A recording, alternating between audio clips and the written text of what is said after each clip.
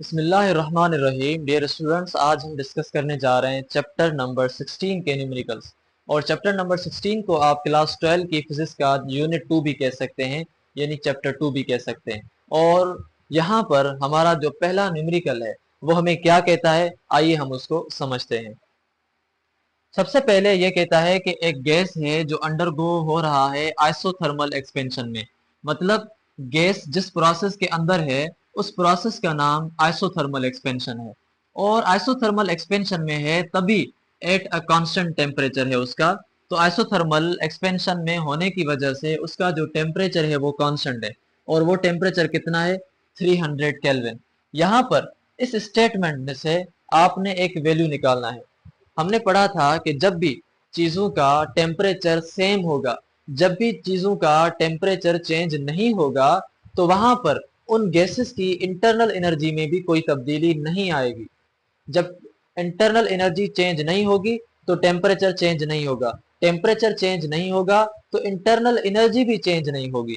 तो यहाँ पर हम अगर ऐसे कहें कि अगर ये हमें ऐसे कह रहा है कि टेम्परेचर आपका कांस्टेंट है, तो हम कह सकते हैं कि यहाँ पर हमें ये बता रहा है कि जो इंटरनल एनर्जी में चेंज है वो भी जीरो है।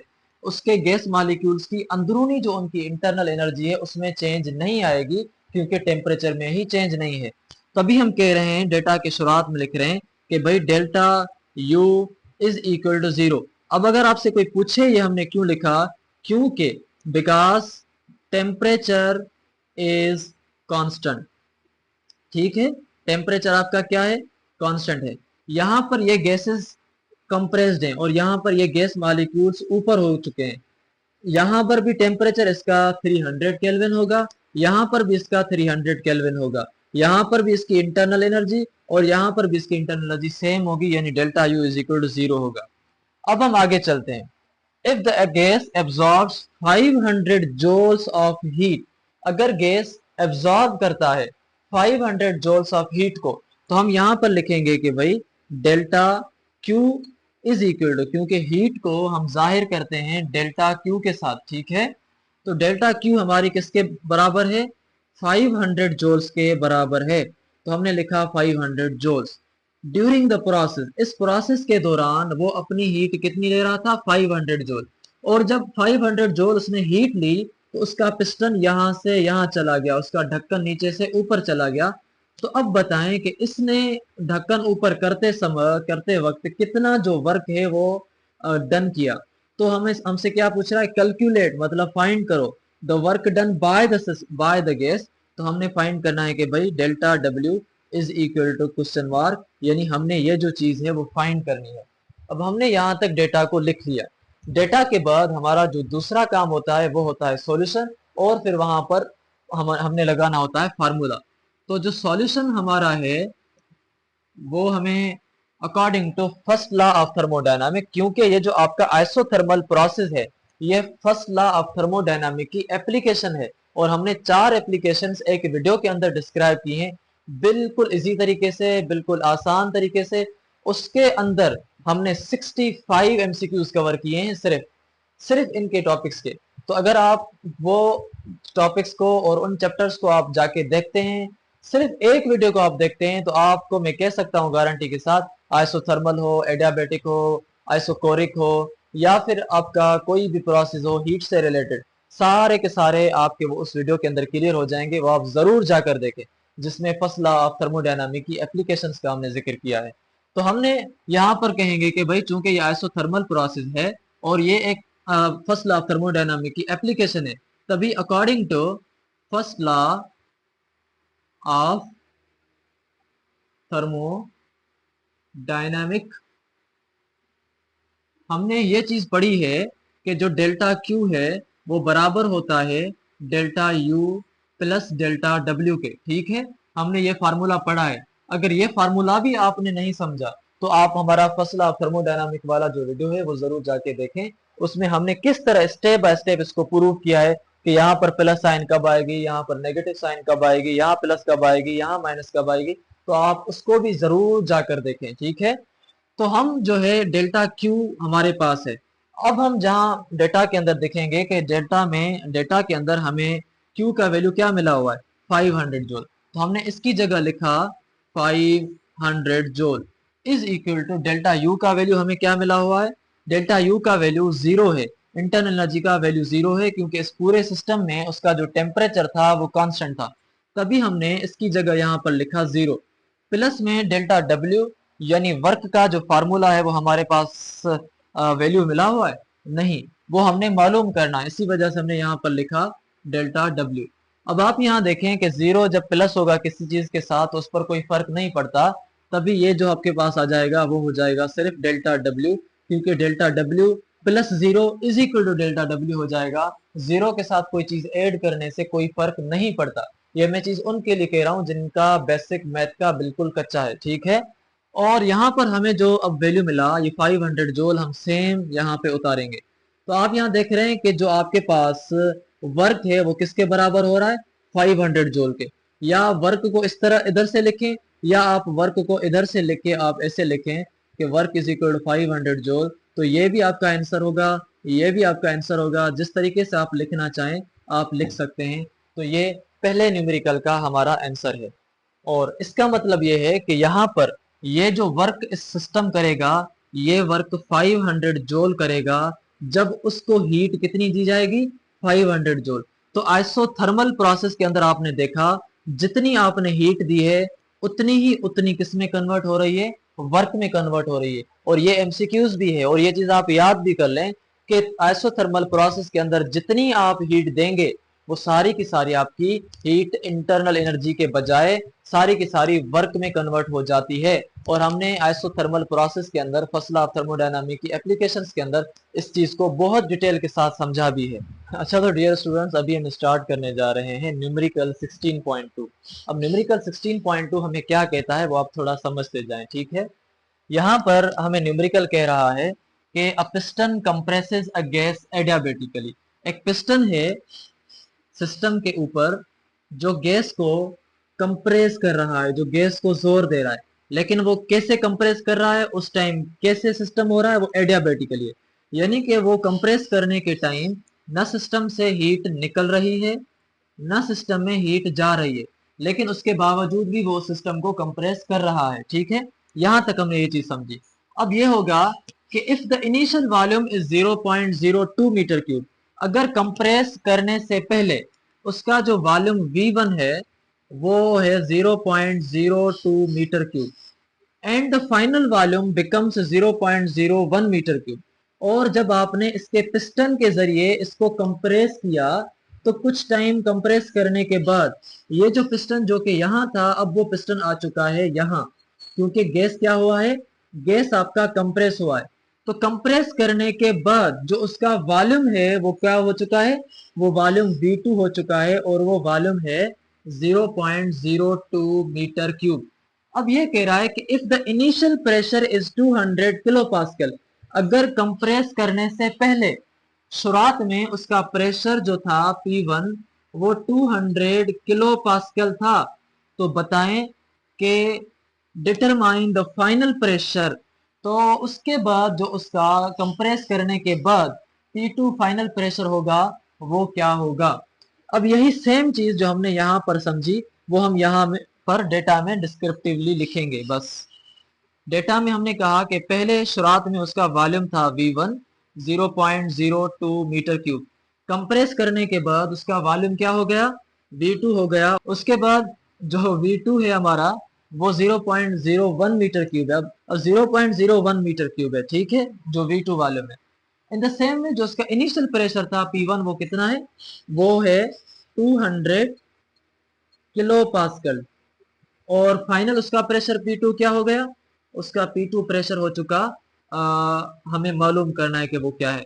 अब यहाँ सॉल्यूशन से चलने से पहले आप यहाँ देखें कि आपके पास 200 किलो पास्कल है। किलो का क्या मतलब होता है, हजार। तो आप लिखेंगे 200 मल्टीप्लाइड बाय हजार, किलो की जगह आप लिखेंगे यहाँ हजार।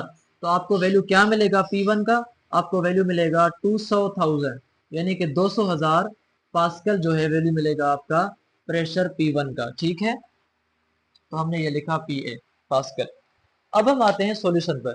जब भी इस किस्म के प्रॉब्लम हो कि पहले वॉल्यूम कुछ हो बाद में वॉल्यूम कुछ हो जाए, पहले प्रेशर कुछ हो और बाद में प्रेशर कुछ हो जाए और वहां पर टेम्परेचर कांस्टेंट हो, वहां पर हीट न दी गई हो, तो उस टाइम जो आपके पास लॉ लगता है वो लॉ होता है बॉयल्स लॉ वाला। बॉयल्स लॉ भी वॉल्यूम के दरमियान और प्रेशर के दरमियान रिलेशन बताता है। अगर आपने हमारी वो वीडियो नहीं देखी जिसमें हमने बॉयल्स लॉ को, चार्ल्स लॉ को, एवागाद्रो लॉ को और पीवी इक्वल एनआरटी को, चारों टॉपिक्स को सिर्फ एक क्लास के अंदर हमने डिस्कस किया है, तो आप वो जरूर जाकर देखें ताकि आपके सारे जो बेसिक हैं वो क्लियर हो जाएं, क्योंकि उसके अंदर से भी आपके ढेर सारे एमसीक्यूज निकलेंगे जो कि हमने उस सिर्फ एक लेक्चर के अंदर डिस्कस किए हैं। ठीक है, तो अभी यहाँ पर जो हमारा लॉ लगेगा वो लगेगा बॉयल्स लॉ का। तो हम पहले लिखेंगे कि भाई solution according to Boyle's law we know that P1 V1 is equal to P2 V2। अब यहाँ पर हमारी जो P1 का वैल्यू है वो हमारा आपने अभी क्या फाइंड किया, वो है 200,000। तो हमने P1 की जगह लिखा 200,000 मल्टीप्लाइड बाय V1 का जो हमारे पास यहाँ पर वैल्यू है वो कितना है 0.02। तो हमने लिखा 0.02 इज इक्वल टू जो P2 का आपको वैल्यू दिया गया है वो कितना है, P2 का वैल्यू आपको वैल्यू नहीं दिया गया, वो आपको मालूम करना है, इसी वजह से वो आप वैसा का वैसा लिखेंगे। ठीक है, मल्टीप्लाइड बाय V2। आपके पास जो V2 का वैल्यू है वो कितना है, V2 का वैल्यू है आपके पास 0.01। तो आपने यहाँ पर लिखा 0.01। ठीक है, अब हमने इन सब वैल्यूज को आपस में करना है मल्टीप्लाई, ताकि हम जो है वो वैल्यू फाइंड कर सकें जो हमने करना है।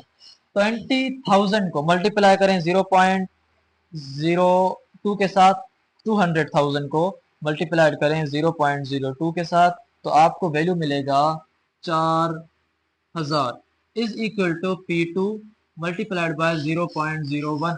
आप यहाँ पर देखें, आपको जो वैल्यू मालूम करना है ना वो मालूम करना है P2 का वैल्यू। इसी वजह से ये P2 के साथ जो चीज मल्टीप्लाई में उसको आप बराबर के दूसरी तरफ ले जाएं। ये मल्टीप्लाई की है और बराबर की जब दूसरी साइड आएगी तो वो हो जाएगी डिवाइड की। तभी हम लिख रहे हैं कि भाई 4,000 is equal to sorry divided by, हम उसको किससे करेंगे 0.01 के साथ, इज इक्वल टू हमारा बराबर किससे के होगा P2 के होगा। ठीक है, तो अब हम जो है वो 4,000 को डिवाइड किसके साथ करेंगे 0.01 के साथ, तो हमें वैल्यू मिल रहा है 400,000। ठीक है, कामा देने की हमें जरूरत नहीं, ये हमें वैल्यू मिला pascal, 400,000 pascal is equal to P2। अब हम यहाँ कह रहे हैं कि जब आपका 1000 होता है या आपका इंटू 10⁻³ वैल्यू होता है तो वो आपका बराबर किसके होता है 1 किलो के होता है।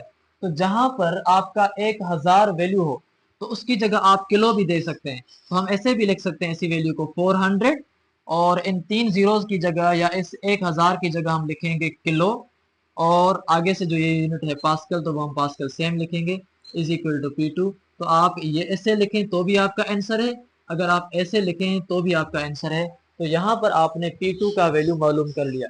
इसका मतलब क्या होता है कि अगर पहले V1 इतना था बाद में V2 इतना हो गया, पहले P1 अगर इतना था तो बाद में प्रेशर जो P2 होगा वो फिर इतना हो जाएगा, यानी 400 किलो पास्कल हो जाएगा।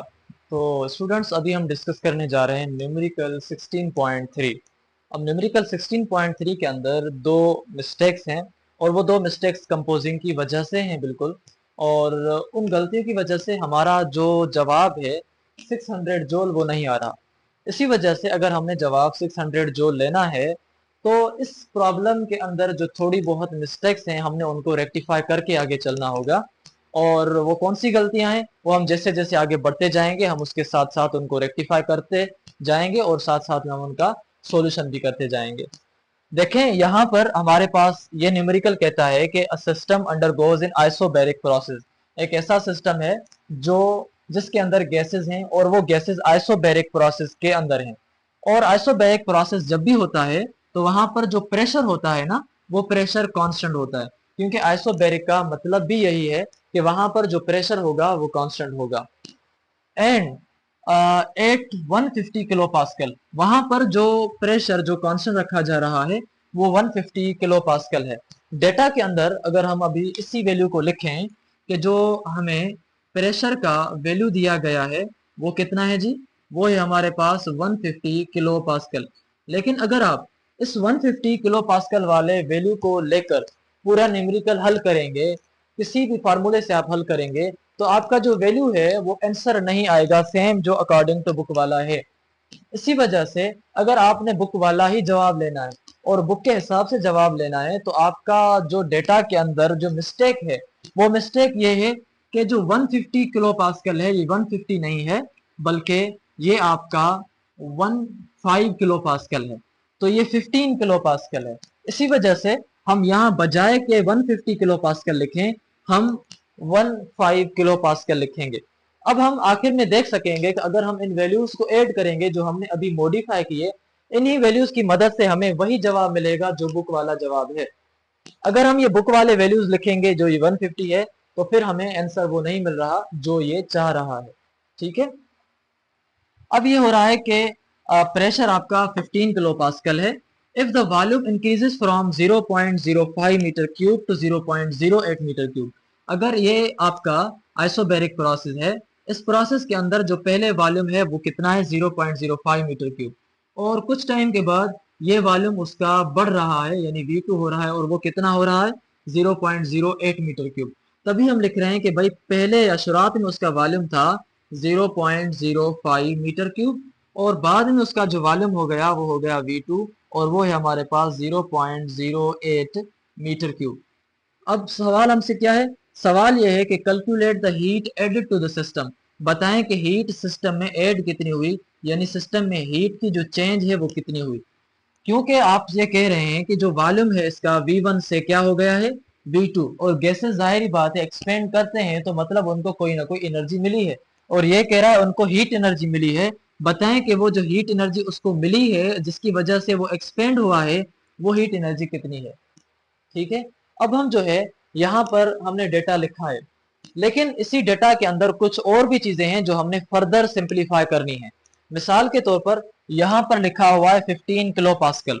ठीक है, क्या लिखा हुआ है यहाँ पर 15 किलो पास्कल। अब 15 किलो पास्कल का मतलब ये है कि 15, और किलो का मतलब है 1000, मतलब 15 और साथ साथ में इसके साथ 1000 मल्टीप्लाई में, तो हमने 15 की जगह 15 लिखा, जहां पर वैल्यू आपका किलो है उसकी जगह हमने लिखा भाई 1000। ठीक है, 15 मल्टीप्लाई बाय 1000 पास्कल। अब जब 15 मल्टीप्लाई होते हैं आपके 1000 के साथ, तो आपका ये वैल्यू हो जाता है 15000 पास्कल।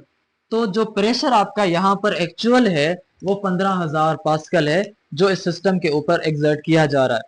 यहाँ पर डेटा के अंदर एक चीज आपने ये सिंप्लीफाई की, दूसरी चीज आपने डेटा के अंदर ये सिंप्लीफाई करनी है कि हमने फर्स्ट लॉ ऑफ थर्मोडायनामिक के अंदर वैल्यू लिखना होता है डेल्टा यू का।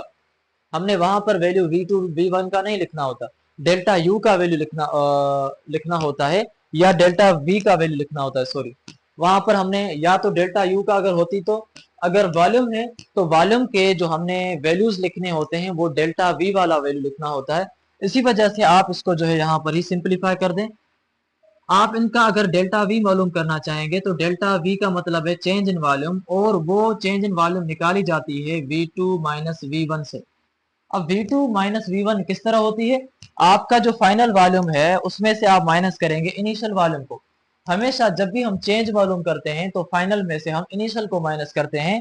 तभी हमने क्या कहा कि V2 का हमारे पास जो वैल्यू है वो कितना है 0.08, माइनस जो हमके पास V1 का वैल्यू है वो कितना है 0.05। जब 0.08 में से 0.05 चला गया तो आपके पास वैल्यू मिला 0.03 मीटर क्यूब। अब ये जो आपके पास वैल्यू है ये आपके पास वैल्यू होगा डेल्टा V का वैल्यू। ये डेटा का ही हमने अभी सिंप्लीफिकेशन किया है। अब हम आते हैं सॉल्यूशन की तरफ, जिसमें हमने क्या मालूम करना है कि उस सिस्टम में जो हमने हीट ऐड की है वो कितनी है। तो अब हम लिखते हैं कि भाई सॉल्यूशन, और सॉल्यूशन में हमारे पास जो फार्मूला है वो according to first law of thermodynamic delta Q is equal to delta U plus delta W. यहाँ पर आप देखें कि क्या आपको डेल्टा डब्ल्यू मिला हुआ है, यहाँ पर आपको प्रेशर मिला हुआ है और आपको वॉल्यूम मिला हुआ है। तो आपने आइसोबैरिक प्रोसेस के अंदर हमने application of first law of thermodynamic में और उससे कबल फर्स्ट लॉ ऑफ थर्मोडायनामिक में भी ये फार्मूला ड्राइव किया था कि जो डेल्टा डब्ल्यू है हमारा वो बराबर होता है प्रेशर इनटू डेल्टा वी के। ये फार्मूला किस तरह है ये हमने आइसोबैरिक प्रोसेस में डिटेल के साथ पढ़ा था, और साथ साथ में उससे भी ज्यादा डिटेल में फर्स्ट लॉ ऑफ थर्मोडायनामिक में हमने पढ़ा था। अगर आपको इस चीज का ज़ौक है, शौक है, और आपका आइडिया इससे क्लियर नहीं हो रहा कि ये फार्मूला कैसे आ रहे हैं, तो आप उन वीडियोस को जरूर देखें, क्योंकि हमने वो इतने सिंप्लीफाई करके समझाए हैं कि अगर कोई बच्चा भी देखेगा तो मैं चैलेंज के साथ कह सकता हूँ उसको भी वो चीज समझ आ जाएगी, क्योंकि वहां पर हमने आसानी से और स्लो स्लो चीजें समझाई हैं। टाइम आप 10 मिनट ज्यादा लें, मगर ऐसे समझें जैसे आपको बाद में 10 दिन ना लगे। ठीक है, तो हमने अब क्या किया है कि इसी फार्मूले को हमने अब फर्दर सॉल्व करना है। डेल्टा क्यू हमने डेल्टा क्यू सेम लिखा, डेल्टा यू अभी तक हमने सेम लिखा, प्लस में जहां पर आपका डेल्टा डब्ल्यू है वहां पर हमने लिखा पी इंटू डेल्टा वी।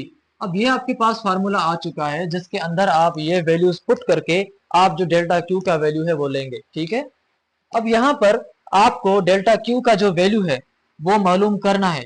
इसी वजह से यहाँ पर आप डेल्टा क्यू की जगह डेल्टा क्यू लिखेंगे same is equal to delta U की जगह हमें, इसको हम देखते हैं बाद में, प्लस प्रेशर जो है आपके पास कितना गिवन है, प्रेशर आपको गिवन है 15 किलो पास्कल, लेकिन हम सिंप्लीफाई करके इसको क्या लिखेंगे, 15,000 पास्कल लिखेंगे।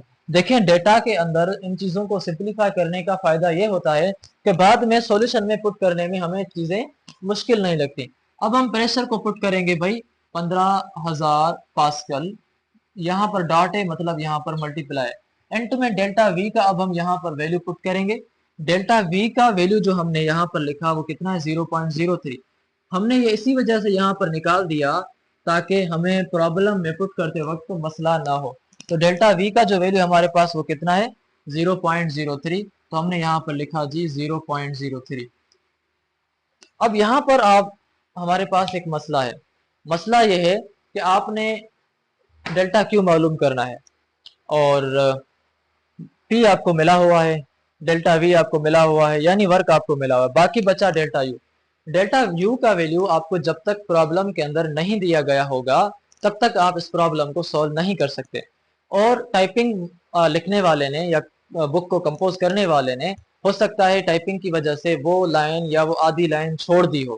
कभी कभार हम भी ऐसे कर देते हैं, ह्यूमन एरर है तो गलतियां हो जाती हैं।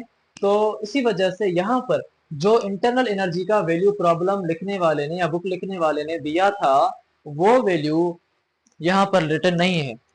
अगर और वो वैल्यू हम यहाँ पर लिखेंगे, और हम यहाँ पर जो वैल्यू लिख रहे हैं उसके हिसाब से हमारा आंसर क्या आएगा, 600 जूल आएगा। अब आप पूछेंगे कि आपको वैल्यू कैसे पता कि डेल्टा यू का वैल्यू उसने यहाँ क्या लिखना चाहिए, कि हम यहाँ पर डेल्टा यू का वो वैल्यू लिखेंगे जो वैल्यू बुक वाला ही आंसर दे, और बुक वाला आंसर कौन सा है, 600 जूल।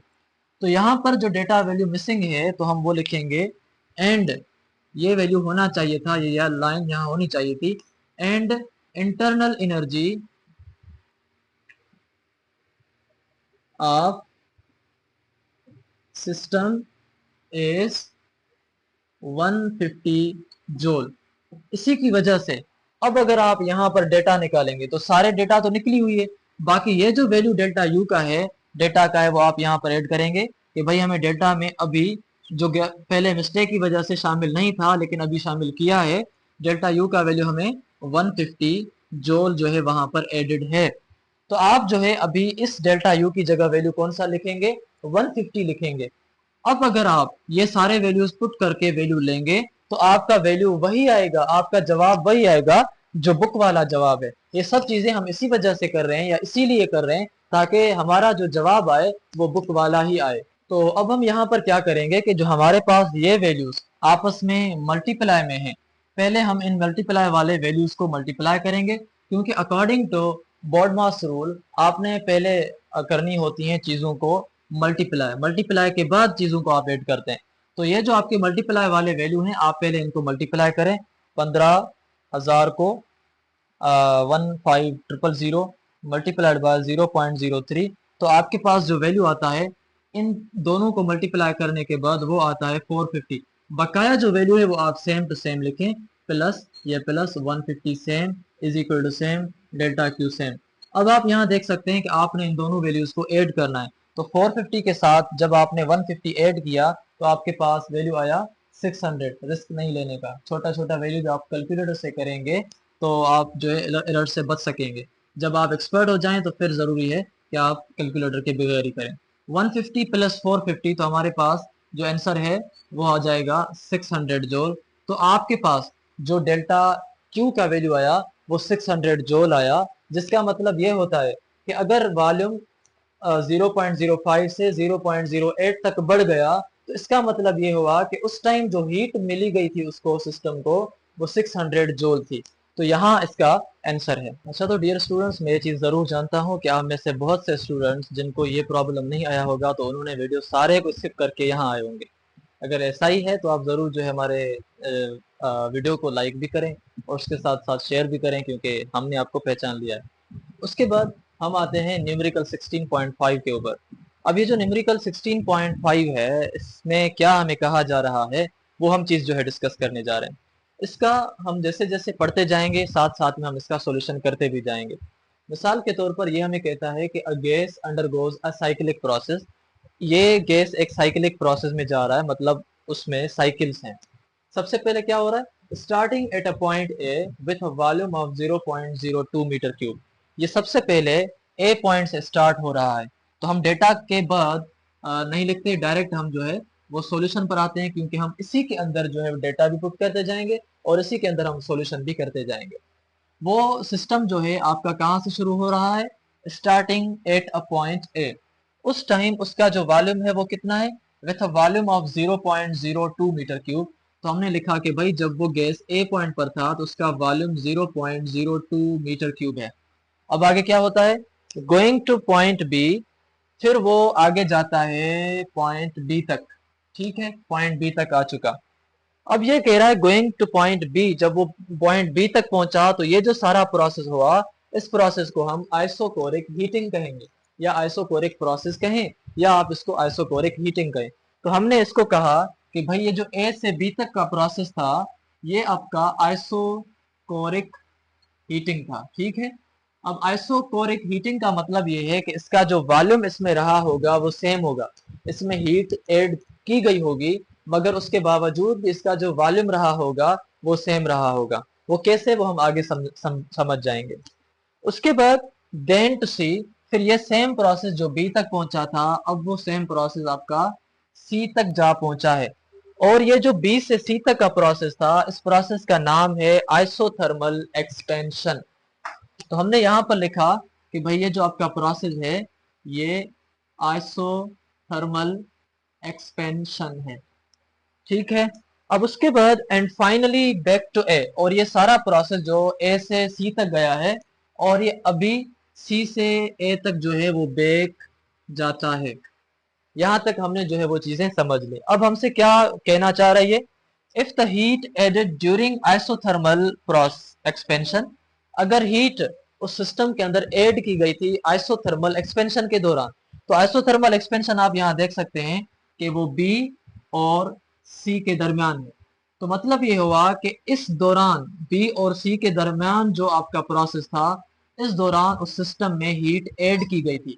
और जब हीट ऐड की जाती है तो हम डेल्टा क्यू के वैल्यू को पॉजिटिव लिखते हैं। तो हमने लिखा कि delta Q is equal two plus कितनी हीट ऐड की गई है, 1000 joule. In the same way आगे कह रहा है कि and heat rejected during isochoric heating. और ये जो आइसोकोरिक प्रोसेस था या आइसोकोरिक हीटिंग था, उस प्रोसेस के दौरान हीट निकली है। तो ये जो ए से बी तक का प्रोसेस है इसको हम आइसोकोरिक हीटिंग कह रहे हैं। और इस प्रोसेस के दौरान हीट बाहर निकली है।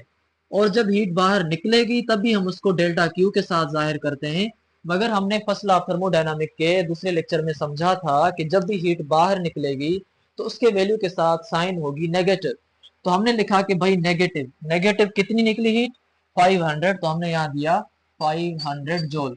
भले यहाँ पर साइन हो या ना हो, अगर लफ्जों में आपके पास लफ्ज इजेक्ट लिखा हुआ है, रिजेक्ट लिखा हुआ है, एक्सपेल लिखा हुआ है, एक्सोथर्मिक लिखा हुआ है, तो आप समझेंगे कि भाई हीट वहां से निकली है। अब यहाँ पर हम आते हैं कि हमसे क्या पूछ रहा है, पूछ रहा है कि कैलकुलेट द नेटवर्क। अब नेटवर्क का मतलब है कि जो वर्क यहाँ हुआ, जो वर्क यहाँ हुआ, दोनों वर्क्स को मिला के आप टोटल नेटवर्क फाइंड करें। सबसे पहला तो हमारा टारगेट ये है कि हम इसका नेट वर्क मालूम करें और इसका वर्क मालूम करें, फिर हम इन दोनों के वर्क को बाद में कंबाइन करेंगे। हम किस तरह करते हैं वो हम ऐसे ही करेंगे कि मिसाल के तौर पर यहाँ पर according to first law of thermodynamic we know that, according to first law of thermodynamic we know that delta q is equal to delta u plus delta w।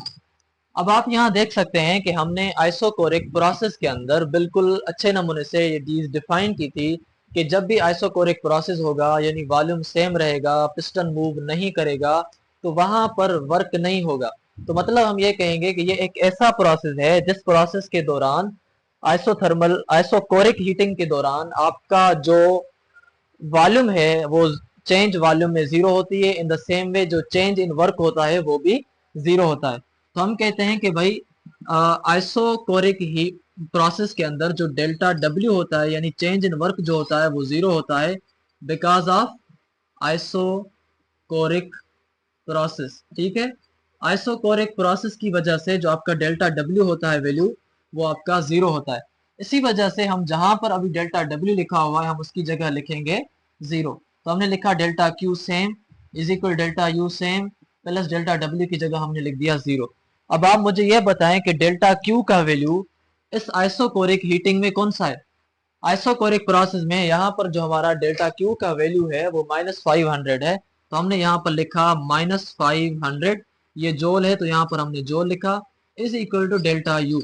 अब हमने इस जीरो को नहीं लिखना तो हमें ये वैल्यू मिला कि भाई यहाँ पर जो इंटरनल एनर्जी का वैल्यू है वो कितना है, -500 जोल है। यहाँ पर जो वर्क है वो क्या है, यहाँ पर वर्क जीरो है। ये दो चीजें आप जो है वो याद रखेंगे। अब हम आते हैं इस आइसोथर्मल एक्सपेंशन में। आइसोथर्मल एक्सपेंशन का भी अगर आपने यहाँ पर वैल्यू निकालना है तो आप फर्स्ट लॉ ऑफ थर्मोडायनामिक वाला फार्मूला लगाएंगे। तो आप कहेंगे कि भाई according to first law of thermodynamic we know that delta Q is equal to delta U plus delta W. मगर आपने अगर आइसोथर्मल एक्सपेंशन वाला हमारा जो वीडियो है उसके अंदर आपने ये चीज समझी होगी कि आइसोथर्मल एक्सपेंशन एक ऐसा प्रोसेस है जिसमें जो हीट है वो सेम रहती है, जिसमें जो टेम्परेचर है वो सेम रहता है। और जब टेम्परेचर सेम रहता है तो उस टाइम जो इंटरनल एनर्जी होती है उसमें कोई भी चेंज नहीं आती, इंटरनल एनर्जी में चेंज भी जीरो होती है। तो हम कहेंगे कि अगर आइसोथर्मल एक्सपेंशन में चेंज इन टेम्परेचर जीरो था, in the same way isothermal expansion में जो आपका डेल्टा यू का वैल्यू होगा वो भी जीरो होगा। अब ये वैल्यू हम कहाँ से ला रहे हैं, ये वैल्यू हम कैसे समझ रहे हैं। अगर आपको ये चीजें समझ नहीं आ रही प्रॉब्लम्स में तो आप जो है हमारा वो वीडियो देखें जिसमें हमने applications of first law of thermodynamic discuss किए। बेशक वो वीडियो कुछ बड़ा है लेकिन उसके अंदर हमने चीजों को इतने अच्छे नमूने से डिस्कस किया है कि अगर आप वो एक वीडियो देख लेते हैं तो आपके उस वीडियो एक से 50 एमसीक्यूज बन सकते हैं, क्योंकि हमने एक एक प्रोसेस के अंदर 10-10 15-15 एमसीक्यूज जो है वो डिस्कस किए हैं कि कहाँ से और कैसे वो एमसीक्यूज निकल सकते हैं। अगर आप वो वीडियो देखते हैं तो इस चैप्टर के अंदर कोई भी ऐसा एमसीक्यूज इन प्रोसेस में से नहीं होगा जो आप को रह जाए। तभी हम कह रहे हैं कि यहाँ पर जो अभी आइसोथर्मल एक्सपेंशन के अंदर जो इंटरनल एनर्जी में चेंज होती है वो जीरो होती है, तो हमने लिखा delta U is equal to zero. अब ये सेम चीज हम यहाँ पुट करेंगे, डेल्टा क्यू का वैल्यू यहाँ पर क्या है, +1000 है, तो हम +1000 लिखें या कुछ भी उसको वैल्यू ना दें तो भी कोई मसला नहीं है। 1000 जो इज इक्वल डेल्टा यू की जगह हमने लिखा जीरो प्लस डेल्टा डब्ल्यू, यहाँ पे हमने मालूम करना है तो हमने लिखा डेल्टा डब्ल्यू, क्योंकि यहाँ पर वर्क हुआ है लेकिन कितना हुआ है वो अब हमें पता चल जाएगा। अब हमें ये मिल रहा है कि 1000 joule is equal to delta W, यानी कि यहाँ पर जो हमारा वर्क का वैल्यू आया वो 1000 जोल आया है, और यहाँ पर हमारे पास जो वर्क का वैल्यू आया था वो जीरो आया था, और इंटरनल एनर्जी का जो वैल्यू आया था वो -500 जोल है।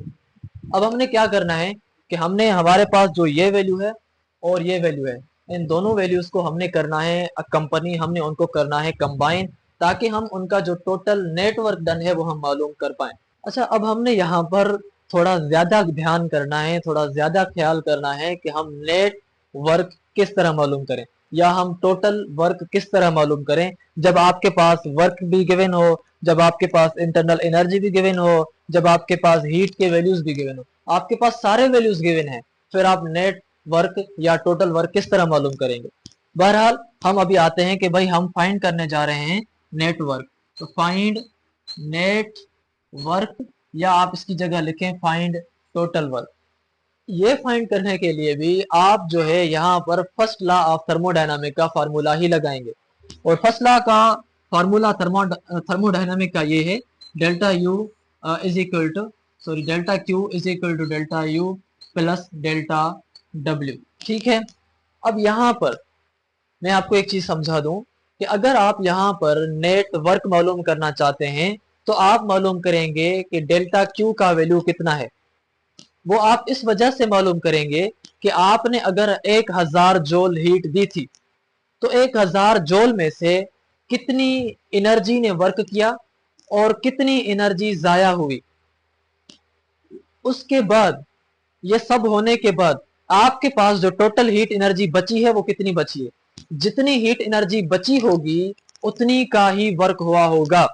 अब कितनी का हुआ होगा वो अब हम यहाँ पे देखते हैं। आपके पास जो डेल्टा क्यू है वो हमने यहाँ पर मालूम करनी है, इसी वजह से हमने डेल्टा क्यू को लिखा same is equal to internal energy का जो हमारे पास यहाँ वैल्यू है वो कितना है -500। तो हमने यहाँ पर लिखा -500 प्लस में जो आपके पास डेल्टा डब्ल्यू का वैल्यू है अभी वो कितना है यहाँ पर, वो है आपके पास 1000। तो हमने लिखा कि भाई हमारे पास है 1000। अब यहाँ पर आप देख सकते हैं कि अगर 500 माइनस हो जाएंगे 1000 में से तो आपके पास जो वैल्यू बचेगा डेल्टा क्यू का वो आपके पास बचेगा 500 जोल। ठीक है, अब यहाँ पर थोड़ा और ध्यान दें। आपके पास हीट एनर्जी जो अभी बची है सिस्टम के अंदर वो 500 जोल बची है। ठीक, अब हमने कहा है कि जो हीट एनर्जी ऐड हुई है वो कौन से सिस्टम में ऐड हुई है, आइसोथर्मल एक्सपेंशन में। आइसोथर्मल एक्सपेंशन या आइसोथर्मल प्रोसेस एक ऐसा प्रोसेस है जिसके अंदर जितनी भी हीट एनर्जी होगी वो सारी की सारी हीट एनर्जी कन्वर्ट होती है वर्क में। ये हमने आइसोथर्मल प्रोसेस के अंदर या applications of first law of thermodynamic के अंदर डिटेल से इस चीज को डिस्कस किया है कि ये क्यों होता है, किस तरह होता है, और ये फार्मूला जो हम अभी लिख रहे हैं वो किस तरह बनता है, वो हम चीजें डिस्कस करके आए। तभी हम उस चीज को रिपीट कर रहे हैं कि आइसोथर्मल प्रोसेस के अंदर जितनी भी हीट सिस्टम के अंदर बचेगी वो सारी की सारी हीट एनर्जी कन्वर्ट हो जाती है वर्क डन में। तभी हम कह रहे हैं यहाँ पर कि भाई आपके पास जितनी भी डेल्टा क्यू होगी वो कन्वर्ट हो जाती है सारी की सारी वर्क में, यानी डेल्टा डब्ल्यू में। तो आप delta Q is equal to delta W लिखें या delta W is equal delta Q लिखें, कोई फर्क नहीं है।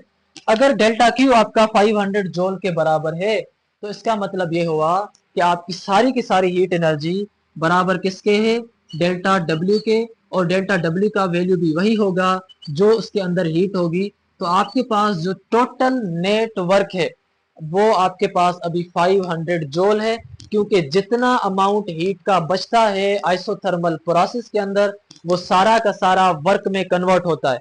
इसी वजह से हम कह रहे हैं कि द वर्क डन, या जो आपका वर्क होता है ए से सी तक या सी से ए तक, वो आपका सारा का सारा वर्क है 500 जोल। तो हम लिख रहे हैं find net work from C to A, और ये आपका जो है आंसर है। न्यूमेरिकल 16.4 में हमें ये चीज कही गई है कि ड्यूरिंग एन आइसोकोरिक प्रोसेस, सबसे पहले तो आप ये समझें कि आइसोकोरिक प्रोसेस क्या है। अगर आपने ये चीज नहीं समझी तो आप हमारा वो वीडियो जरूर जाके देखें जिसमें हमने applications of first law of thermodynamic के अंदर इनको बहुत डिटेल के साथ डिस्कस किया है। अब हम चलते हैं कि अगर ये कह रहा है कि एक आइसोकोरिक प्रोसेस है। आइसोकोरिक प्रोसेस के अंदर क्या है, the internal energy of a gas increases by 300 जोल। अब हम इसकी डेटा इसके साथ साथ लिखते जा रहे हैं। इसकी जो इंटरनल एनर्जी है डेल्टा यू वो उसकी है 300 joule. If no work is done, अगर कोई भी काम नहीं हो रहा वहां, delta W is equal to 0। Determine the heat added to the system, बताएं कि सिस्टम के अंदर हीट कितनी ऐड की गई।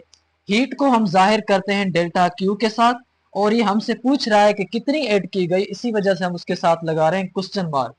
यहाँ पर मैं आपको एक चीज बता दूं कि अगर आपके पास ये लफ्ज ना लिखा हो if no work is done, तब भी आपने इस लफ्ज को देख के ये delta W is equal to 0 लिख देना है, क्योंकि आइसोकोरिक प्रोसेस का मतलब ही यही है कि वहां पर काम होगा ही नहीं।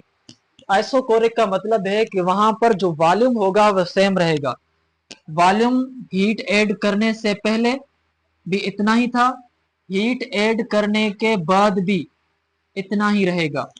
चाहे आपने 50 जूल हीट दी, चाहे आपने 100 जूल हीट दी, जितना इसका वॉल्यूम पहले होगा उतना ही वॉल्यूम उसका बाद में रहेगा। जब वॉल्यूम ऊपर नहीं होगा तो पिस्टन ऊपर नहीं होगा, जब पिस्टन ऊपर नहीं होगा तो वर्क भी नहीं होगा। ये काम है आइसोकोरिक प्रोसेस का। अब हम चलते हैं इसके सॉल्यूशन की तरफ। सॉल्यूशन में हमें मालूम है कि इस किस्म के प्रॉब्लम्स में हम फर्स्ट लॉ ऑफ थर्मोडायनामिक लगाते हैं, और फर्स्ट लॉ ऑफ थर्मोडायनामिक का जो फार्मूला हमने ड्राइव किया था बहुत डिटेल के साथ, वो ये है delta Q is equal delta U plus delta W. अगर आपको ये चीजें समझ नहीं आ रही कि ये फार्मूले कैसे आ रहे हैं तो आप जरूर वो वीडियोस देखें। अब हमने यहाँ पर डेल्टा क्यू को मालूम करना है, इसी वजह से हमने डेल्टा क्यू लिखा same is equal to delta U. जो इसके अंदर इंटरनल एनर्जी में चेंज आई हीट के ऐड होने की वजह से, वो चेंज उसके अंदर कितनी आई थी, वो थी 300 जूल। तो हमने लिखा 300 जूल प्लस में जो उसने वर्क किया, जो वो कितना था, उसने वर्क किया ही नहीं क्योंकि वो आइसोकोरिक है, तो हमने यहाँ पर लिखा 0। अब आप बताएं कि जब 0 जोल इस 300 जोल के साथ ऐड होंगे तो आपका आंसर 300 जोल ही आएगा। तो हमारा जो डेल्टा क्यू का वैल्यू होगा वो होगा 300 जोल। मतलब ये हुआ कि आपने इस सिस्टम के अंदर 300 जोल हीट ऐड की थी, ठीक है, और 300 जोल हीट ही सारी की सारी कन्वर्ट हो गई उसकी इंटरनल एनर्जी में। कुछ भी एनर्जी वर्क में कन्वर्ट नहीं हुई, इसी वजह से हमने लिखा delta W is equal to 0। ये इसका जवाब है और उस जवाब का ये एक्सप्लेनेशन है। अच्छा, तो अब हम आते हैं न्यूमेरिकल 16.6 के ऊपर। अब इसके अंदर हमें क्या चीजें कही गई हैं वो आप थोड़ा ज्यादा ध्यान से सुने।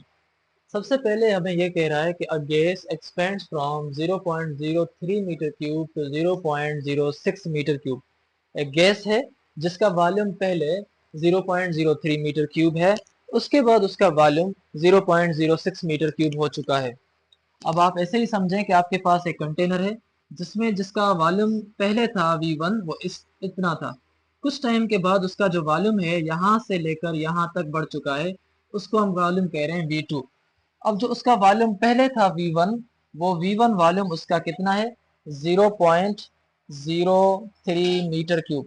कुछ टाइम के बाद ये जो गैस मॉलिक्यूल्स हैं ये हीट होने से या कोई ना कोई एनर्जी आने से किसी वजह से वो ऊपर गए, जिसकी वजह से उनका वॉल्यूम एक्सपेंड हुआ और वो कहाँ तक जा पहुंचे, V1 से वो V2 हुए, और V2 का अब जो वैल्यू है वो 0.06 मीटर क्यूब है। अब सवाल ये है कि उस टाइम जब ये सारा प्रोसेस हो रहा है, जिस टाइम उस टाइम हम इस प्रेशर को कांस्टेंट रख रहे हैं। अब प्रेशर को कांस्टेंट रखने का मतलब ये है कि हमने इस पिस्टन के ऊपर कोई भी जोर नहीं दिया हुआ। जितना ये गैस के मॉलिक्यूल्स ऊपर इस पिस्टन को करेंगे, हम कहेंगे कि भाई आप आजाद हैं, आप जितना इस पिस्टन को ऊपर मूव करना चाहते हैं करें। इसी चीज को हम कहते हैं कांस्टेंट प्रेशर। जब उसको बिल्कुल आजाद कर दिया जाए कि वो जैसा करना चाहे वो करे। और वो कांस्टेंट प्रेशर जो यहाँ पर है वो कितना है, 100 किलो पास्कल। तभी हमने ये हम प्रेशर का वैल्यू लिखा कि प्रेशर का जो हमें वैल्यू गिवन है वो है 100 किलो पास्कल, ठीक है। अब हमें दो चीजें पूछ रहा है कि calculate the work done in both reversible and irreversible work. तो इसका मतलब ये हुआ कि भाई हमने जो चीजें फाइंड करनी है वो दो फाइंड करनी है। एक तो भाई हमने वर्क फाइंड करना है, कौन सा वाला, रिवर्सिबल। और दूसरा हमने जो वर्क फाइंड करना है वो कौन सा वाला फाइंड करना है, इरिवर्सिबल। तो हमने कहा कि भाई हमने दोनों जो वर्क हैं वो अब हमने फाइंड करने हैं। अब इन दो वर्क्स को या दो किस्म के वर्क को पहले हम समझेंगे, उसके बाद हम इनको जाके डिस्कस करेंगे। आइए हम यहाँ पर आते हैं जिसमें हम सबसे पहले लिखेंगे कि भाई हम जो है वो सॉल्यूशन को डिस्कस करने जा रहे हैं। सॉल्यूशन में हम कहेंगे कि पहले हम वर्क रिवर्सिबल और वर्क इरिवर्सिबल दो हमने चीजें मालूम करनी है। तो हमने लिखा कि भाई work done in reversible work done, या हमने लिखा कि भाई वर्क रिवर्सिबल आपने मालूम करना है, या हमने लिखा वर्क REV शॉर्ट फॉर्म में वो क्या है, ठीक है। और यहाँ पर हम कहेंगे कि भाई जो वर्क इरिवर्सिबल है वो कौन सा है, तभी हम लिखेंगे कि भाई वर्क इरिवर्सिबल शॉर्ट फॉर्म में इस तरह लिखेंगे। अब हमने वर्क रिवर्सिबल भी मालूम करना है, वर्क इरिवर्सिबल भी मालूम करना है। अब यहाँ पर ये चीज थोड़ी समझिए आप, वर्क रिवर्सिबल का मतलब ये है कि अगर आपके पास पहले वॉल्यूम 0.03 मीटर क्यूब था V1, और कुछ टाइम के बाद ये वॉल्यूम बढ़कर 0.06 मीटर क्यूब हो चुका, जिसको हम V2 कह रहे हैं। रिवर्सिबल का मतलब है कि जिस तरह ये V1 से V2 में हो रहा है, इसी तरह ये V2 से V1 में भी होगा, यानी वो अगेन 0.06 मीटर क्यूब में 0.03 हो जाएगा, और 0.03 से 0.06 मीटर क्यूब हो जाएगा। इरिवर्सिबल नहीं, बल्कि ये आपका रिवर्सिबल है, क्योंकि ये रिवर्स हो रहा है, आगे भी और पीछे भी ये जो है बार बार रिवर्स हो रहा है। तो जब चीजें रिवर्स होती हैं तो हम कहेंगे कि भाई वहां पर चेंज कितनी आई, V1 से V2 होते तक कितनी चेंज आई, और V2 से V1 होने में उसको जो डेल्टा V आई वो कितनी आई। तो हम कहेंगे कि भाई यहाँ पर जो आपकी वॉल्यूम में चेंज आई वो कितनी आई जब वो रिवर्सिबल में है। हम कहेंगे कि भाई V2 माइनस V1 करो, तो हमने कैसे किया, 0.06 माइनस 0.03, तो 0.06 में से जब 0.03 गया तो आपके पास 0.03 मीटर क्यूब वैल्यू बचा, जो कि डेल्टा V का है। मतलब ये हुआ कि रिवर्सिबल में जब चेंज आएगी वॉल्यूम में तो वो इतनी चेंज आएगी, क्योंकि रिवर्स कर रहा है, कभी इसमें से ये हो रहा है, कभी इसमें से ये हो रहा है। अब हम आते हैं इरिवर्सिबल पर। इरिवर्सिबल में कुछ इस तरह होगा कि अगर आपके पास कंटेनर है, इस कंटेनर में आपके पास पहले वॉल्यूम उस गैस का था 0.03 मीटर क्यूब, और हीट होने से या कोई ना कोई वर्क होने से या कुछ भी होने से इसका जो अब वॉल्यूम हो चुका है, वो वॉल्यूम इसका अब हो चुका है 0.06 मीटर क्यूब, ठीक है यहां तक। अब 0.06 मीटर क्यूब होने के बाद ये अब नीचे नहीं जाएगा, क्योंकि ये इरिवर्सिबल है। वंस डन ऑलवेज डन, एक मर्तबा हो चुका तो बस हो चुका। ये जो है प्रिंसिपल है किसका, इरिवर्सिबल का। वैसे तो अगर आप इनकी डीप में जाएंगे तो बहुत सी चीजें हैं, बहुत सी डेफिनेशन, कुछ और क्या फार्मूलेज मिलेंगे, लेकिन अगर आप इस फार्मूले के हद तक, इस फार्मूले के कॉन्सेप्ट की हद तक आप समझना चाहते हैं तो इन दोनों चीजों की ये डेफिनेशन है। अगर आप डीप में जाना चाहेंगे तो ये चीजें बिल्कुल चेंज हो जाएंगी। अब वर्क इरिवर्सिबल में आपका यह है कि जब आपका वॉल्यूम 0.03 से 0.06 तक चेंज हुआ, वॉल्यूम एक मर्तबा एक्सपेंड हुआ, अब ये नीचे नहीं जाएगा, अब इसका वॉल्यूम फिक्स हो चुका। अब हम कहेंगे कि यहां पर इसका जो अभी डेल्टा V है, या जो टोटल आपका इसका वॉल्यूम है, वो 0.06 मीटर क्यूब ही रहेगा, क्योंकि ये अब 0.06 मीटर क्यूब से 0.03 मीटर क्यूब तक नीचे नहीं आएगा, तभी इसका ये वॉल्यूम अब फिक्स हो चुका। यहां पर हम 0.06 में से 0.03 माइनस इसलिए कर रहे थे क्योंकि वो 0.06 से 0.03 तक आ सकता था और 0.03 से 0.06 तक जा सकता था, तभी यहां पर हमने डेल्टा V को मालूम किया माइनस करके। यहां पर जो डेल्टा V है अगर न भी लिखें तो V लिखें या डेल्टा V लिखें, आपकी वो जो होगी 0.06 मीटर क्यूब फिक्स होगी। आई होप कि आपको यहां तक चीज समझ आ चुके हैं, ठीक है। तो अब हम चलते हैं कि भाई अब इनका हम वर्क किस तरह मालूम करें। वर्क को मालूम करने से पहले यहां पर इस डेटा के अंदर आपको क्या कहा गया है कि प्रेशर को क्या रखा गया है, कांस्टेंट प्रेशर। और जब भी प्रेशर को कांस्टेंट रखा जाता है तो ऐसे प्रोसेस को हम आइसोबैरिक प्रोसेस कहते हैं।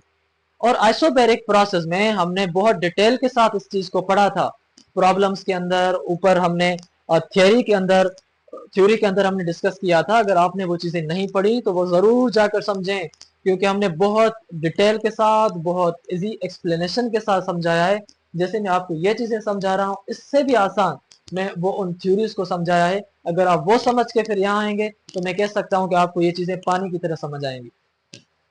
अब हम कह रहे हैं कि भाई वर्क हमने मालूम करना है, लेकिन ये दोनों वर्क एट कांस्टेंट प्रेशर है। और जब कांस्टेंट प्रेशर होता है तो उस टाइम जो प्रोसेस होता है वो आइसोबैरिक प्रोसेस होता है।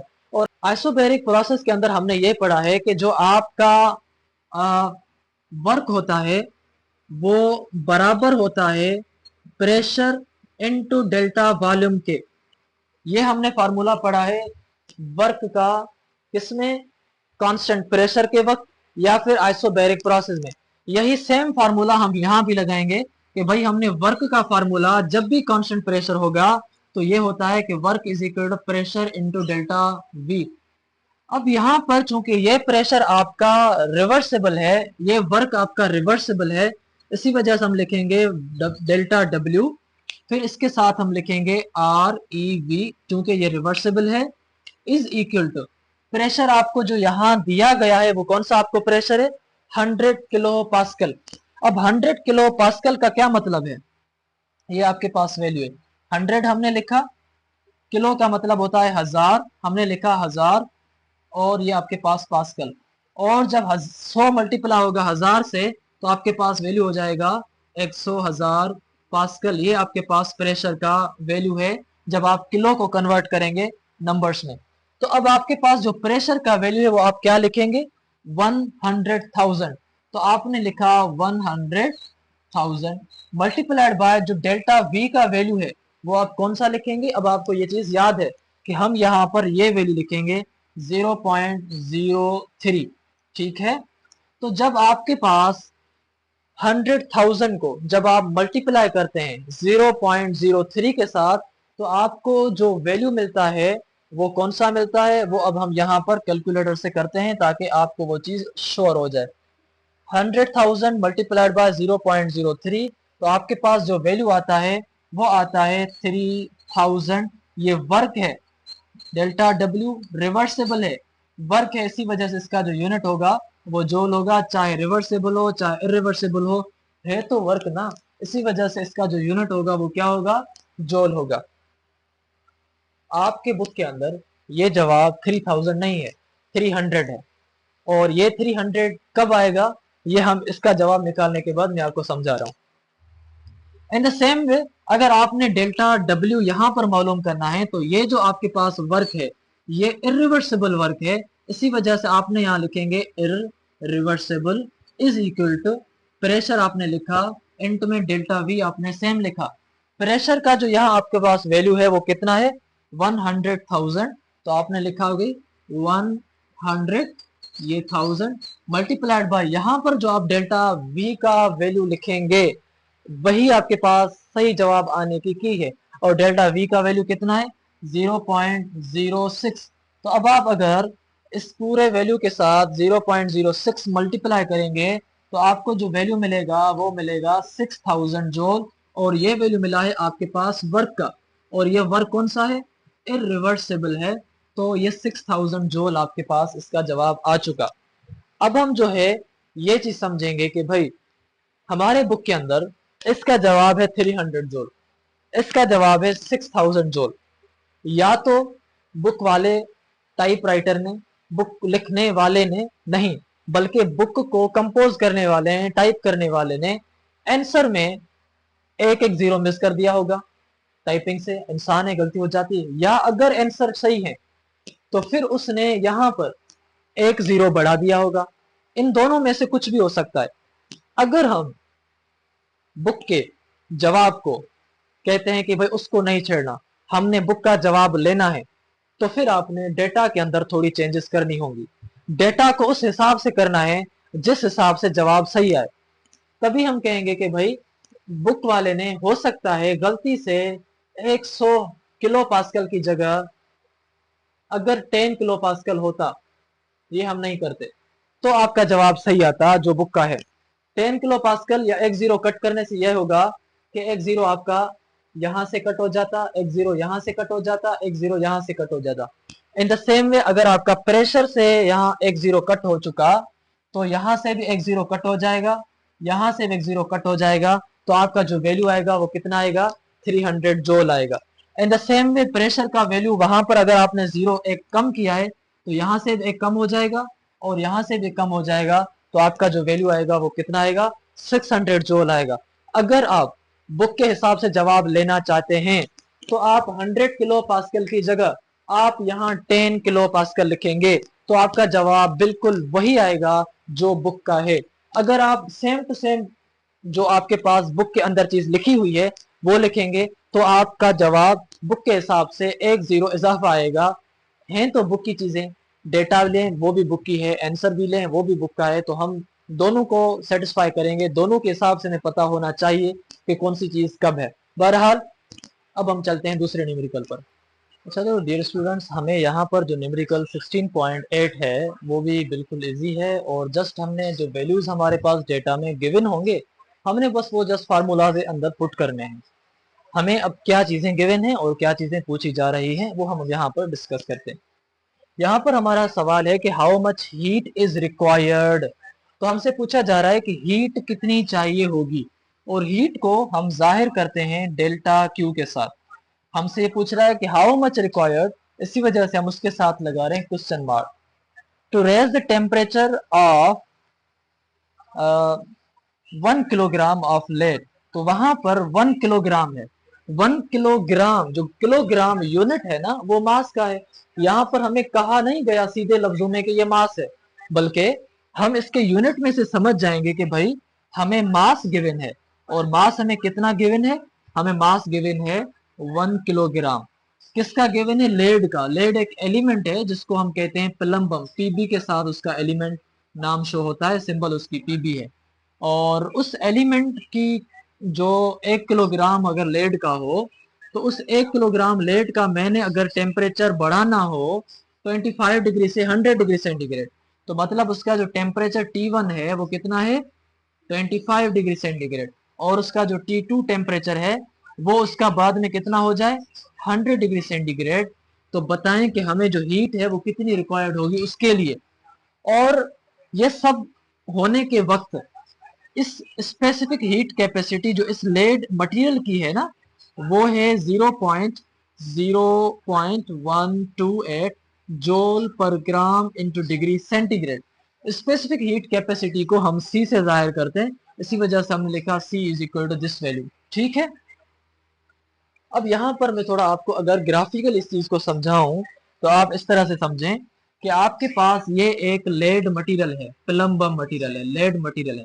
सवाल ये कह रहा है कि मैं इसको हीट कितनी दूं कि इस प्लम्बम मटेरियल का जो टेम्परेचर 25 डिग्री सेंटीग्रेड अभी मौजूदा है, तो वो 25 में से उसका टेम्परेचर 100 डिग्री सेंटीग्रेड हो जाए।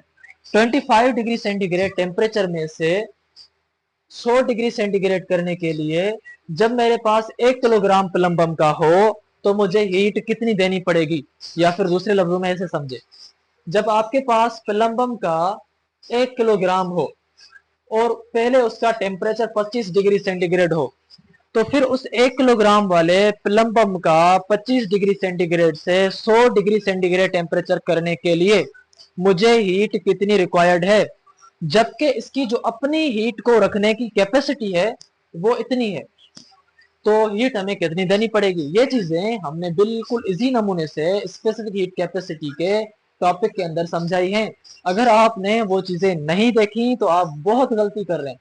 आप जरूर उस वीडियो को भी देखें जिसमें हमने इस टॉपिक को समझाया है, ताकि आपके कॉन्सेप्ट राइट से लेफ्ट से सारे के सारे आपके क्लियर हो जाएं। अब हम जा रहे हैं सॉल्यूशन की तरफ। तो सॉल्यूशन में हम लिखेंगे कि भाई हमें ये फार्मूला स्पेसिफिक हीट कैपेसिटी से है, इसी वजह से वहां पर जो हमने फार्मूला पढ़ा है वो ये पढ़ा है, delta Q is equal to M C into delta T. अब यहाँ पर आप देखें, आपको हीट मालूम करनी है, ठीक हो गया, मास आपको गिवन है, स्पेसिफिक हीट कैपेसिटी आपको गिवन है, डेल्टा टी आपको गिवन है, मगर T1 और T2 के फॉर्म में। आपने T1 और T2 में से डेल्टा टी को मालूम करना है। अब अगर डेल्टा टी को आप मालूम करेंगे तो कैसे मालूम करेंगे? आप लिखेंगे delta T is equal to T2 minus T1। T2 का जो वैल्यू है वो कितना है? 100 है। माइनस T1 में से करेंगे तो आपके पास 100 माइनस 25 इज इक्वल टू कितना वैल्यू आएगा? 75। ये भी डिग्री सेंटीग्रेड था, ये भी डिग्री सेंटीग्रेड था, तो आपके पास जो डेल्टा टी का वैल्यू आया वो आपके पास 75 डिग्री सेंटीग्रेड आया है। एक चीज ये। दूसरी चीज मैं आपको बता दूं कि हम इन वैल्यूज को केल्विन में क्यों कन्वर्ट नहीं कर रहे। मैंने आपको शुरू में कहा था कि जब भी भाई सेंटीग्रेड में टेम्परेचर आपको दिया गया होगा तो आपने केल्विन में टेम्परेचर को कन्वर्ट करना है, मगर यहाँ पर हम केल्विन में टेम्परेचर को कन्वर्ट नहीं कर रहे। इसकी वजह यह है कि हमें मटेरियल का जो स्पेसिफिक हीट कैपेसिटी गिवन है ना, वो किस में गिवन है? ग्राम में और सेंटीग्रेड में। इसी वजह से हम सेंटीग्रेड ही रहने दे रहे हैं, क्योंकि हमें सारे वैल्यू जब सेंटीग्रेड में है तो फिर सेंटीग्रेड में ही रखेंगे। इन द सेम वे अगर यहाँ पर आपका वैल्यू ग्राम में है और यहाँ पर आपको किसमें दिया गया है? मास किलोग्राम, तो आप इस किलोग्राम को भी कन्वर्ट किसमें करेंगे? ग्राम में करेंगे। यानी कि आप अभी जो सॉल्यूशन लेंगे वो सीजीएस सिस्टम में ले रहे हैं, सेंटीग्रेड, ग्राम और सेकंड सिस्टम में ले रहे हैं। तो आप इस किलोग्राम को भी कन्वर्ट किसमें करेंगे? ग्राम्स में। तो 1 की जगह आपने 1 किलो का मतलब होता है 1000, तो 1 की जगह 1 लिखा आपने, किलो की जगह 1000 लिखा। 1 जब मल्टीप्लाई हुआ 1000 के साथ तो आपके पास जवाब मिला 1000। ये सामने ग्राम था तो आपने लिखा ग्राम। तो आपका जो मास है अभी कितना है? 1000 ग्राम है। अब हमने अभी तक जो चीजें सब की वो सारी की सारी डेटा के अंदर थी। पहले हमने डेटा वो लिखी जो हमें मिली हुई थी, फिर हमने उस डेटा को according to the solution modify किया। अब हम जा रहे हैं सॉल्यूशन की तरफ। डेल्टा क्यू की जगह हमने डेल्टा क्यू लिखा। मास का जो वैल्यू है आपको यहाँ गिवन है 1 किलोग्राम, मगर हमने डेटा के हिसाब से इसमें किसमें कन्वर्ट किया? ग्राम्स में। हमने कहा कि इस सिस्टम को हम करेंगे सीजीएस में, तो हमने लिखा 1000 ग्राम मल्टीप्लाइड बाय जो सी का वैल्यू है, स्पेसिफिक हीट कैपेसिटी का जो वैल्यू है वो आपको कितना गिवन है? वो आपको गिवन यहाँ पर है, वो है 0.2128 जॉल पर ग्राम।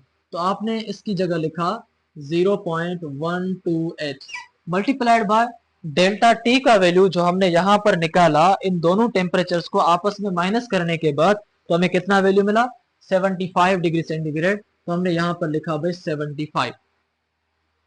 आप अगर इन सब के साथ यूनिट्स लिखना चाहें तो भी बेहतर है, अगर आप यूनिट्स ना लिखें तो भी कोई इशू नहीं है, मगर इससे ये होगा कि आपको ये चीजें करने में आसानी होगा। आप यूनिट्स लिखेंगे तो आप वहां पर मिंगल सिंगल हो जाते हैं, फिर आपका माइंड सॉल्यूशन को हल करने में एक जैसा नहीं रहता जैसे आपका अभी यहाँ होगा। अगर अभी आप इन तीनों वैल्यूज को मल्टीप्लाई करते हैं तो आपके पास जो वैल्यू आता है वो क्या आता है, हम अभी उसको निकालने जा रहे हैं। हम कर रहे हैं भाई 1000 मल्टीप्लाइड बाय 0.128 मल्टीप्लाइड बाय 75, तो आपके पास वैल्यू मिल रहा है 9600, और ये इसी का जवाब है। इसकी वजह यह है कि हमने कुछ भी ऐसे, हमारा कोई भी वैल्यू नहीं है जिसमें हमने थोड़ी मॉडिफिकेशन की हो या चेंज किया हो। जैसे वैल्यूज हैं हमने वैसे ही पुट किए, तो हमारे पास जवाब 9600 आया है, तो यही इसका जवाब सही है। हो सकता है कि बुक के अंदर मिस प्रिंटिंग या मिस कंपोजिंग की वजह से या कंपोजिंग की गलती की वजह से जो लिखने वाला है, जो कंपोज करने वाला है टाइपराइटर या टाइपिंग वाला बंदा, उससे कुछ गलती हो गई हो जवाब को लिखने में। लेकिन इसका जो सही जवाब है अकॉर्डिंग टू दिस डेटा वो आपका है 9600 जोल। तो डेटा के हिसाब से आपका जो जवाब सही बनता है वो यही जवाब है। अब ये जवाब हमें क्या बता रहा है? ये जवाब हमें यह बता रहा है कि अगर आपके पास प्लम्बम का 1 किलोग्राम हो, ठीक है, प्लम्बम का कितना हो? 1 किलोग्राम हो, और उसका टेम्परेचर 25 डिग्री सेंटीग्रेड हो, और आप उस प्लम्बम का टेम्परेचर 1 किलोग्राम प्लम्बम का टेम्परेचर 25 से 100 डिग्री सेंटीग्रेड करना चाहते हैं, तो उस टाइम आपको जो हीट देनी होगी वो 9600 जूल हीट देनी पड़ेगी। ये इसी जवाब का जो है एक्सप्लेनेशन है। अच्छा, तो डियर स्टूडेंट्स अभी हम स्टार्ट करने जा रहे हैं न्यूमेरिकल 16.7। ये बहुत इंटरेस्टिंग न्यूमेरिकल है, बहुत इजी है और किसी भी किस्म का इसमें कोई भी मसला नहीं है। और अगर आप इस चीज़ को ध्यान से सुनते हैं तो ये आपको इजी लगेगा, अगर आप इस चीज़ को स्किप करके सुनते हैं तो आपको ये मुश्किल लग सकता है। बहरहाल हम आते हैं सबसे पहले इस न्यूमेरिकल के अंदर कि हमसे ये क्या पूछ रहा है और ये क्या हमें कहना चाह रहा है। ये कह रहा है कि 50 gram piece of copper at 100 degree centigrade is placed in 200 gram of water. एक हमारे पास कॉपर का टुकड़ा है जिसका मास 50 ग्राम है और उसका टेम्परेचर 100 डिग्री सेंटीग्रेड है और उसको हमने रखा है पानी के ऊपर और उस पानी का जो वजन है वो 200 ग्राम है और उस पानी का जो टेम्परेचर है वो 20 डिग्री सेंटीग्रेड है। अब इस किस्म की डेटा को हम किस तरह लिखेंगे ताकि हम उसको लिखते भी जाएं और साथ साथ में हम उसको ग्राफिकली समझते भी जाएं। तो हम थोड़ा इस चीज को या इस डेटा को इस तरीके से लिखते हैं। सबसे पहले हम इस प्रॉब्लम की डेटा इसको पढ़ने के साथ साथ बनाते जाएंगे। ये हमें कह रहा है कि एक 50 ग्राम पीस ऑफ कॉपर है, तो हमने बनाया एक टुकड़ा, ये है कॉपर का, ठीक है। तो हमने लिखा कि भाई ये एक कॉपर का पीस है और ये जो कॉपर का पीस है ये कितने मास का है, 50 ग्राम का है। तो हमने लिखा मास जो इसका है वो है 50 ग्राम। अब ये मास किसका है, कॉपर का है, इसी वजह से हमने इसको दिया मास और सी यानी mass of copper is equal to 50 gram. आगे क्या कह रहा है, 800 डिग्री सेंटीग्रेड। अब ये इस कॉपर का जो टेम्परेचर है वो कितना है, 100 डिग्री सेंटीग्रेड। तो हमने लिखा कि भाई जो हमारे पास टेम्परेचर है वो 100 डिग्री सेंटीग्रेड है। अब ये टेम्परेचर किसका है, ये टेम्परेचर कॉपर का है, इस मटेरियल का है, इसी वजह से हमने इसके साथ दिया टीसी यानी temperature copper is equal to 100 degree centigrade. फिर उसको क्या कर रहे हैं, इज प्लेस्ड इन, अब इस सारे टुकड़े को जिसका वजन इतना है, जिसका जो इतना गर्म है, इसको हम किस में रख रहे हैं, is placed in 200 gram of water. इसको हम 200 ग्राम ऑफ वाटर में रख रहे हैं। ये हमारे पास एक वाटर का टब है जिसके अंदर हम अब इसको रखेंगे। अब यहाँ पर इसके अंदर जो है वो पानी भरा हुआ है, ठीक है। इसी वजह से हम इसको कह रहे हैं कि भाई ये जो है इसके अंदर वाटर फिल्ड है, ठीक है। अब आप ये समझें कि इस वाटर का जो वजन है वो कितना है, 200 ग्राम। तो हमने लिखा कि भाई मास इज इक्वल टू 200 ग्राम। अब ये जो मास है ये किसका है, ये वाटर का है, इसी वजह से हमने यहां पर लिखा MW, सही है। और 200 gram of water at 20 degree centigrade. अब यहाँ पर जो इस पानी का टेम्परेचर है वो कितना है, 20 डिग्री सेंटीग्रेड है, इसी वजह से हमने लिखा टेम्परेचर पानी का है, इसी वजह से water W is equal to 20 degree centigrade. अगर W ना देते तो टेम्परेचर था, मगर किसका है, यह टेम्परेचर वाटर का है, इसी वजह से हमने W दिया, सही है। If the final temperature of the system is 330 degree centigrade. अब सिस्टम का मतलब यह है कि जब ये दोनों आपस में एक दूसरे के साथ मिलेंगे, इन दोनों को मिलाकर हम कहते हैं सिस्टम। अब इस सिस्टम में जब हमने इस गर्म कॉपर को इस ठंडे पानी के अंदर रखा, तो रखने के बाद जाहिर सी बात है जो कॉपर होगा वो ठंडा हो जाएगा। फिर जब वो ठंडा हो चुका तो अब इस सिस्टम का जो फाइनल आखिर में लास्ट में जो टेम्परेचर दोनों का एक जैसा टेम्परेचर है, वो टेम्परेचर हमने लिखा कि भाई वो जो अब इनका टेम्परेचर, हम इसको कहां पे लिखेंगे, इधर ही लिखेंगे कि भाई इनका जो अब टेम्परेचर जा बचा है वो आपके पास है फाइनल कितना, 20 डिग्री सेंटीग्रेड। तो हमने लिखा कि भाई इन दोनों का मिलाकर जो टेम्परेचर आखिर में फाइनल बचेगा सिस्टम का बन जाएगा वो हो जाएगा 30 डिग्री सेंटीग्रेड। तो हमने लिखा 30 डिग्री सेंटीग्रेड, ठीक है। ये इस पूरे सिस्टम का टेम्परेचर है। अब क्या कह रहा है, calculate the specific heat capacity of copper. आप इस कॉपर की स्पेसिफिक हीट कैपेसिटी फाइंड करें। स्पेसिफिक हीट कैपेसिटी क्या है, उसका फार्मूला क्या है और उसका आइडिया और उसकी डिस्क्रिप्शन और डेफिनेशन क्या है, हमने वो इससे पिछले वाले वीडियोस के अंदर डिस्कस की है, वो आप जरूर जाके लेक्चर देखें। बहरहाल अब हमने कैलकुलेट करनी है specific heat capacity. Specific heat capacity को जाहिर किया जाता है सी से, और ये स्पेसिफिक हीट कैपेसिटी कॉपर की है, इसी वजह से हमने लिख दिया Cc, यानी specific heat capacity of copper वो कितनी है, वो हमने कैलकुलेट करनी है। सही है, आगे आप चले, लिखा specific heat capacity of water.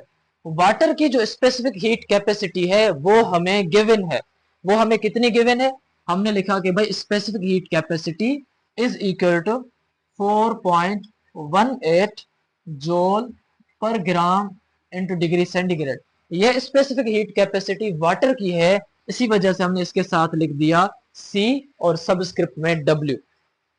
अब यहां तक आपने जो डेटा है वो तो सही नमूने से लिख ली, ये डेटा वो थी जो हमें इसमें से गिवन थी, मगर अब हमने वो डेटा भी लिखनी है जो हम सॉल्यूशन के अंदर सही नमूने से पुट कर सके। हम थोड़ा डेटा को मॉडिफाई भी करेंगे ताकि हमें सॉल्यूशन में पुट करते समय, पुट करते वक्त मुश्किल ना हो। तभी अगर मैं आपसे अभी ये पूछूं कि भाई इस कॉपर का टेम्परेचर 100 डिग्री सेंटीग्रेड था, पानी में डालने के बाद उसका टेम्परेचर 30 डिग्री सेंटीग्रेड हो गया, पानी का पहले टेम्परेचर 20 डिग्री सेंटीग्रेड था, कॉपर जो कि गर्म थी उसके आने के बाद अब पानी का टेम्परेचर भी 30 डिग्री सेंटीग्रेड हो चुका है, क्योंकि अभी ये दोनों थर्मल इक्विलिब्रियम में हैं। थर्मल इक्विलिब्रियम का मतलब है जब दोनों का टेम्परेचर अब एक जैसा हो जाए। अब आपसे सवाल यह है कि बताएं कि कॉपर के टेम्परेचर में कितना डिफरेंस आया और वाटर के टेम्परेचर में कितना डिफरेंस आया। अब अगर आपने इस डिफरेंट को समझना है तो आप क्या करेंगे कि भाई आपके पास जो डिफरेंस आया कॉपर के टेम्परेचर में, यानी change in temperature of copper कितना था, तो आप कैसे मालूम करेंगे। कॉपर का जो अब फाइनल टेम्परेचर है, जब भी आप चेंज मालूम करते हैं तो आप फाइनल में से इनिशियल को माइनस करते हैं। मैं इस न्यूमेरिकल में ये बात 3-4 मरतबा कह चुका हूं, वो इस वजह से वो मिसाल भी बार बार दे रहा हूं कि अगर आपके पास अभी 500 रुपए हैं और कुछ टाइम के बाद आपको कोई देता है कि भाई 1000 रुपया देता है और आपके पास 1500 रुपये हो जाते हैं। अब आपने ये मालूम करना है कि मेरे पास चेंज कितनी आई, तो आप क्या करेंगे, बाद वाले पैसों को में से माइनस करेंगे पहले वाले पैसे। बाद वाले पैसे आपके पास है 1500, पहले आपके पास थे 500, तो 1500 में से आपने 500 माइनस किए तो आपके पास कितने बचे, 1000। तो हमेशा हम फाइनल वाली चीज में से इनिशियल वाली चीज को माइनस करते हैं। यहां पर अगर आप कॉपर का चेंज इन टेम्परेचर मालूम करना चाहते हैं तो आपके पास जो टेम्परेचर कॉपर का फाइनल है वो कितना है, 30 डिग्री सेंटीग्रेड, और उसमें से आप माइनस करेंगे जो कॉपर का पहले टेम्परेचर था वो कितना था, 100 डिग्री सेंटीग्रेड। जब आपने 30 में से 100 माइनस किया तो आपके पास ये वैल्यू आएगा माइनस में, ये आएगा -70 डिग्री सेंटीग्रेड। तो मतलब ये हुआ चेंज इन टेम्परेचर जो आपके पास कॉपर की है वो 70 डिग्री सेंटीग्रेड है, -70 degree centigrade. In the same way अगर आपसे पूछा जाए कि भाई कप वाटर के टेम्परेचर में कितनी चेंज आई, तो आप कहेंगे कि भाई हमने मालूम करना है change in temperature of water, इसी वजह से हम माइनस करेंगे जो फाइनल टेम्परेचर है वो कितना है 30, उसमें से माइनस करेंगे जो पानी का पहले टेम्परेचर था वो कितना था 20। तो 30 में से जब आपने 20 माइनस किया तो आपको वैल्यू बचा 10 डिग्री सेंटीग्रेड। ये सारे वैल्यू डिग्री सेंटीग्रेड में थे, तो delta T W change in temperature in water is equal to 10 degree centigrade. अब ये जो टेम्परेचर है आपके पास मिल चुका है दोनों का, कॉपर में कितनी चेंज आई टेम्परेचर में, -70 डिग्री सेंटीग्रेड, क्योंकि वो 100 से 30 हो गई थी, और पानी में चेंज कितनी आई 10 डिग्री सेंटीग्रेड, क्योंकि वो 20 से 30 हो चुकी थी। अब हम आते हैं सॉल्यूशन की तरफ। तो सबसे पहले हम यहां पर लिखते हैं सॉल्यूशन, ठीक है। अब अगर हम यहां पर सॉल्यूशन लिखते हैं तो सॉल्यूशन लिखने के लिए हम कुछ चीजें थोड़ी समझनी होंगी। यहां आप मुझे बताएं कि हीट गेन किसने की है और हीट लॉस्ट किसने की है। टेम्परेचर ज्यादा किसका था, कॉपर का था। टेम्परेचर कम किसका था, पानी का था। तो जिसका टेम्परेचर ज्यादा होता है वो हीट लूज करता है, जिसका टेम्परेचर कम होता है वो हीट को गेन करता है। तो हम कहेंगे कि भाई ये जो कॉपर है इसने हीट को लॉस्ट किया है, और जो गेन किया है हीट को वो किसने किया है, वाटर ने किया है। तो हम लिखेंगे भाई हीट गेन्ड बाय वाटर। तो अब आप ये चीज समझें, according to law of conservation of energy, या according to first law of thermodynamic, या अकॉर्डिंग टू थर्मल इक्विलिब्रियम, जितनी आप हीट लॉस्ट करेंगे उतनी ही हीट गेन होगी। Heat lost is equal to heat gain, या heat gain is equal to heat lost. तभी हम लिख रहे हैं कि भाई आपको ये मालूम होना चाहिए कि heat gain is equal to heat lost. यहां तक अगर आप लिखें तो भी सही है। अगर आप इसको ज्यादा इलाबोरेट करना चाहते हैं तो आप ऐसे भी लिखेंगे, हीट गेन किसने की, heat gain by water is equal to heat loss by, किसने हीट लॉस की, कॉपर ने, हीट लॉस बाय कॉपर। आपने ये चीजें यहां तक डिस्क्रिप्टिवली लिख ली। अब आप मुझे ये बताएं कि हीट को हम किस साइन के साथ शो करते हैं। हीट को हम साइन क्यू के साथ शो करते हैं, सही है। तो क्यू हीट यहां भी है और हीट यहां भी है, तो हमने यहां भी लिखा क्यू, ठीक है। यहां वाली जो क्यू है वो गेंड है, इसी वजह से हमने लिखा Q gain is equal to Q lost. और एक और भी आप मुझे चीज बताएं, हमने फर्स्ट लॉ ऑफ थर्मोडायनामिक की साइन कन्वेंशन के अंदर ये चीज डिस्कस की थी कि जब भी हीट आपकी लॉस्ट होगी तो उस टाइम जो हीट के साथ साइन लगेगी वो साइन होगी negative.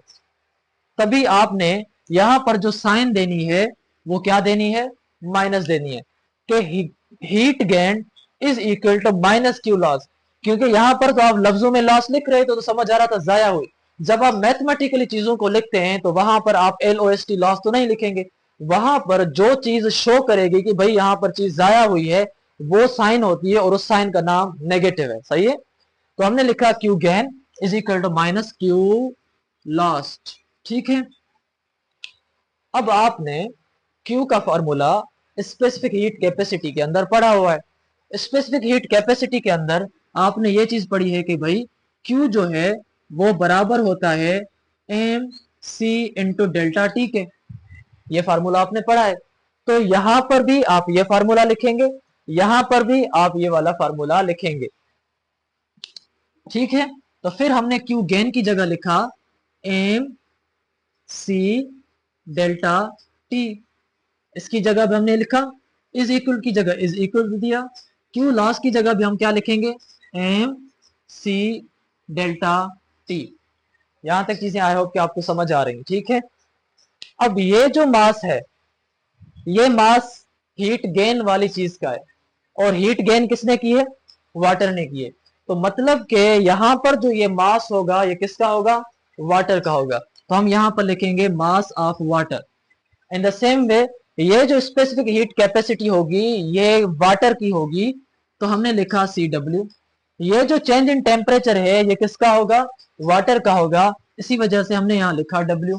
In the same way ये जो मास होगा ये किसका होगा, सॉरी यहां पर अगर माइनस है तो यहां पर भी हम क्या देंगे, माइनस देंगे। अगर हम माइनस दे रहे हैं तो इसको हम ब्रैकेट में बंद कर देंगे ताकि ये माइनस कंसीडर की जाए कि वो सब की है। अगर हम ब्रैकेट नहीं दे रहे तो हो सकता है कि आप इसको कंसीडर सिर्फ एम का करें। ब्रैकेट देंगे तो मतलब ये होगा कि ये जो माइनस है इन सारों के साथ मल्टीप्लाई में है। हमने यहां पर एम लिखा, ये एम किसकी होगी, फिर कॉपर की होगी, क्योंकि ये एम लास्ट वाले चीज की है तो कॉपर है। स्पेसिफिक हीट कैपेसिटी किसकी होगी, वो भी कॉपर की होगी, और डेल्टा टी किसकी होगी, वो भी कॉपर की होगी। ये आपका फार्मूला यहां तक बन चुका है। अब आपने क्या करना है, सिर्फ इसके अंदर वैल्यूज को पुट करना है। मास जो वाटर का है वो आपके पास कितना है, यहां से आप दें, वो आपके पास 200 ग्राम है, तो आपने इसकी जगह लिखा 200। यहां पर बीच में कुछ भी नहीं, मतलब मल्टीप्लाई, ठीक है। स्पेसिफिक हीट कैपेसिटी जो वाटर की है वो आपको कितनी गिवन है, 4.18, तो आपने लिखा 4.18। इनटू जो चेंज इन टेम्परेचर वाटर का है वो कितना है 10 डिग्री सेंटीग्रेड। तो आपने लिखा 10 डिग्री सेंटीग्रेड। यहाँ पर एक और चीज समझ लें, हम चीजों का टेम्परेचर यहाँ सेंटीग्रेड से केल्विन में इसलिए कन्वर्ट नहीं कर रहे क्योंकि हमें जो वैल्यूज कांस्टेंट गिवन है वो हमें डिग्री सेंटीग्रेड में गिवन है, और हमें जो आंसर हमें हमसे मांग रहा है बुक वाला वो भी डिग्री सेंटीग्रेड में और ग्राम वाले मांग रहा है, यानी वो हमसे सीजीएस सिस्टम में सब कुछ मांग रहा है। अगर वो हमसे एनके सिस्टम में या ऐसा यूनिट्स में मांगता तो हम इनको केल्विन में कन्वर्ट जरूर करते। यहाँ पर जो भी हमें चीजें गिवन है वो सीजीएस सिस्टम के हिसाब से गिवन है, हमें जो चीजें आंसर के हिसाब से वो मांग रहा है वो भी सीजीएस में मांग रहा है, सेंटीग्रेड में मांग रहा है, ग्राम में मांग रहा है, इसी वजह से हम सेंटीग्रेड वाली चीजों को केल्विन में कन्वर्ट नहीं कर रहे। अभी हम आ रहे हैं यहाँ पर इज इक्वल हमने साइन दी सेम, माइनस हमने साइन दी सेम, ये ब्रैकेट, ये मास। अब ये जो मास है किसका है, ये मास कापर का है, और ये मास कापर का आपके पास यहाँ है वो कितना है 50 ग्राम। तो आपने यहाँ पर लिखा 50 मल्टीप्लाइड बाय जो काप स्पेसिफिक हीट कैपेसिटी जो कापर की है वो आपने मालूम करनी है, calculate the specific heat capacity of water. तो इसी वजह से हमने इस वैल्यू को सेम टू सेम लिखा, जिस तरह लिखा हुआ है वैसा ही उसको रहने दिया। अभी delta T centigrade change in temperature जो कॉपर का है वो कितना है, हमने यहाँ पर मालूम किया था -70 डिग्री सेंटीग्रेड था, तभी हमने यहाँ लिखा भाई ये आपका -70 डिग्री सेंटीग्रेड है। ठीक है, -70 है, इसको हम ज्यादा लिखते हैं -70। ठीक है, अब ये जो -70 है ये आपके पास इधर ब्रैकेट है। ठीक है, अब ये माइनस और ये माइनस आपस में माइनस इंटू माइनस क्या हो जाएंगी, प्लस हो जाएंगी। बहरहाल अब आप अगर इन दोनों या तीनों वैल्यूज को मुझे मल्टीप्लाई करके देंगे तो आपके पास क्या वैल्यू आएगा वो हम यहाँ पर अभी कैलकुलेटर के अंदर देखते हैं।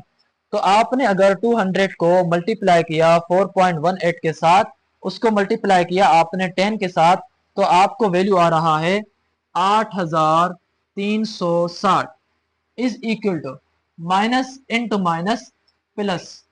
अब आप मल्टीप्लाई करेंगे 50 को किसके साथ, 70 के साथ, तो 50 motorcycle multiplied by 70 motorcycle is equal to 3500। तो आपने 50 को नंबर को मल्टीप्लाई किया 70 के साथ तो आपको आया 3500। ठीक है, माइनस इंटू माइनस क्या हो गए, प्लस हो गए, और प्लस लिखने का कोई फायदा नहीं होता क्योंकि जहां कुछ नहीं वहां प्लस है।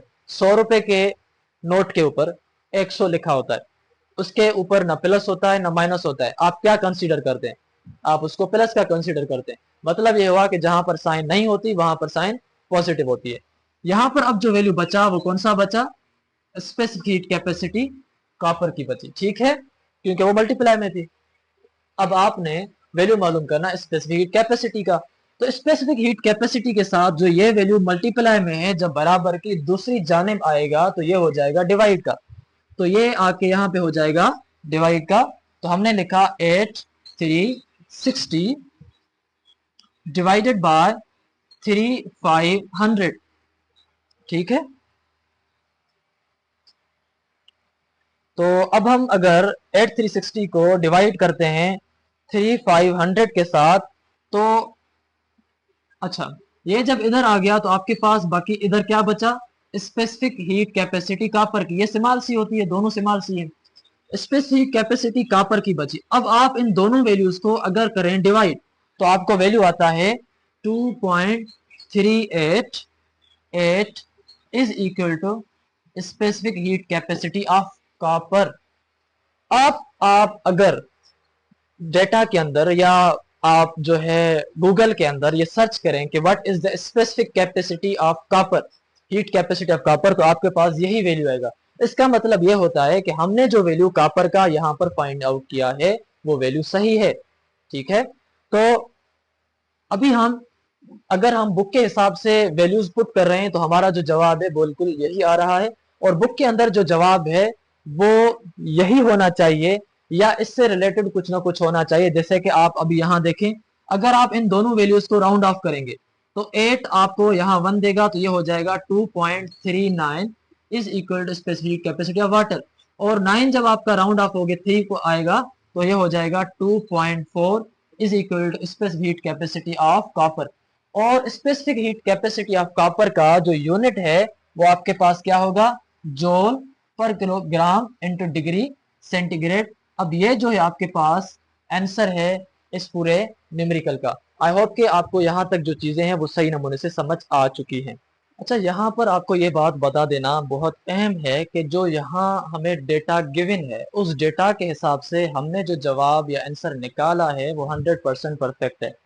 बाकी रही बात कि हमें वो वैल्यू चाहिए जो कॉपर की स्पेसिफिक कैपेसिटी है और वो सेम वैल्यू चाहिए जो बुक के अंदर है, तो फिर हमने इस डेटा को चेंज करना होगा और हमें जो डेटा गिवन है उस डेटा के हिसाब से आपका जो ये जवाब है ये एक्यूरेट है, 100% परफेक्ट है। बाकी ये जो आपका बुक है इसकी ये टेस्ट एडिशन है, इसके अंदर आपके पास कंपोजिंग मिस्टेक जरूर हैं, टाइप लिखने वाले ने बहुत सी मिस्टेक्स कर दी होंगी, लेकिन इसका हरगिज ये मतलब नहीं कि ये जो आपने प्रोसेस किया वो गलत है। आपका ये प्रोसेस जो आपने अगर सीख लिया तो आपके पास कोई भी डेटा आएगी आप इस तरीके से 100% कर लेंगे। फिर कल को अगर इस प्रॉब्लम की डेटा चेंज आएगी तो भी आपको ये सारा प्रोसेस आपने जिस तरीके से समझा है वो तरीका वो मेथड 100% एक्यूरेट है, आप उस तरीके से कर लेंगे। बाकी रही बात डेटा को जैसे जैसे आप चेंज करेंगे वैसे वैसे जवाब अलग आएगा। तो डेटा के अंदर वैल्यूज अलग दिए गए हैं लेकिन जो जवाब बुक के अंदर लिखा गया है वो अलग है। इसी वजह से कल को इसमें एडिशन जो सेकंड आएगी उसमें वो चेंजेस हो जाएंगी, लेकिन ये जो मेथड है वो आप सीख लें, वो आपको आगे भी काम आएगा, न्यूमेरिकल्स में काम आएगा, ये 100% परफेक्ट है।